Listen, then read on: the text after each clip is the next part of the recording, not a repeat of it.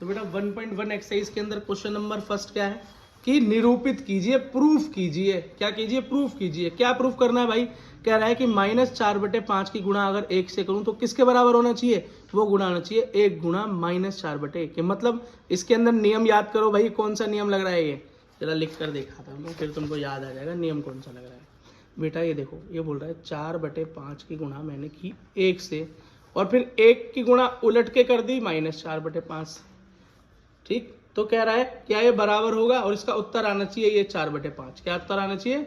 4/5 उत्तर आना चाहिए। क्या आ रहा है या नहीं आ रहा? माइनस का 4/5।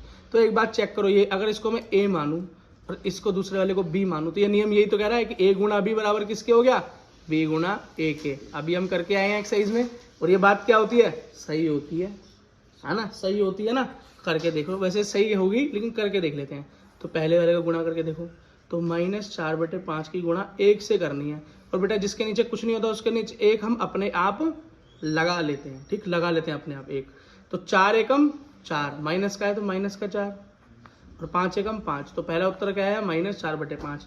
अब दूसरा कर लो, 1 गुणा 1 गुणा -4/5। तो जिसके नीचे कुछ नहीं होता 1 हम अपने आप लगा लेते हैं, 1 मैंने अपने आप लगा लिया।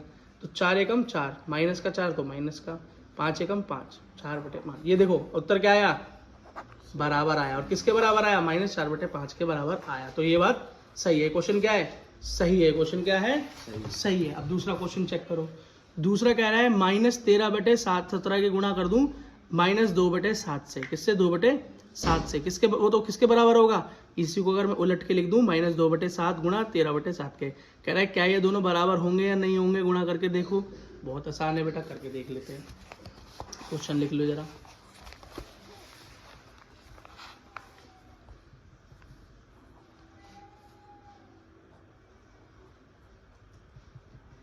-13/7 -2/7 किसके बराबर होगा? ठीक, इसे उलट के लिख दो, 7/17। ठीक, तो पहले इनकी गुणा कर लो आपस में। 13 दूनी 26। कैसा बेटा? 2 भी माइनस का और 13 भी माइनस का, तो माइनस माइनस क्या होता है? प्लस होता है। अब 17 सत्ते, जल्दी बोलो बोलो बेटा, किसको 17 का पढ़ा आता है? जल्दी जल्दी। 119। देखो बेटा करके देखें, 7 सत्ते 49, 7 एकम 7, और 7 में 4 जोड़े तो 11, तो 119। बिल्कुल सही जवाब। ठीक, अब बेटा यहाँ बराबर जो है इसका भी यही उत्तर आएगा, तो हम इसे बराबर मान लें। तो गुणा करके देख लो, तो 2 की तरह से गुणा, 13 दूनी 26, और माइनस माइनस प्लस, और 7 गुणा 17 मतलब 17 सत्ते 119। बेटा सही आया। ये क्वेश्चन क्या है? सही है। ये क्वेश्चन क्या है? सही है। बस ऐसे नहीं बोलोगे सही है, करके दिखाना पड़ेगा। करके दिखाओगे तभी सही है। अब क्वेश्चन नंबर 3 क्या कह रहा है? क्वेश्चन नंबर 3 ये कह रहा है कि -19/29 की गुणा कर दूं 29/19 से, तो मेरा उत्तर 1 के बराबर आएगा। चेक करो कि आएगा या नहीं आएगा। ठीक है, बहुत आसान है बेटा ये क्वेश्चन। देखो तीसरा क्वेश्चन क्या कह रहा है?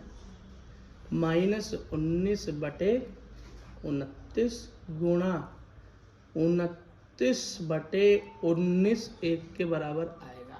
किसके बराबर आएगा? गुणा करेंगे तो 1 के बराबर आएगा। बिल्कुल बेटा 1 के बराबर ही आएगा। आप खुद चेक करो।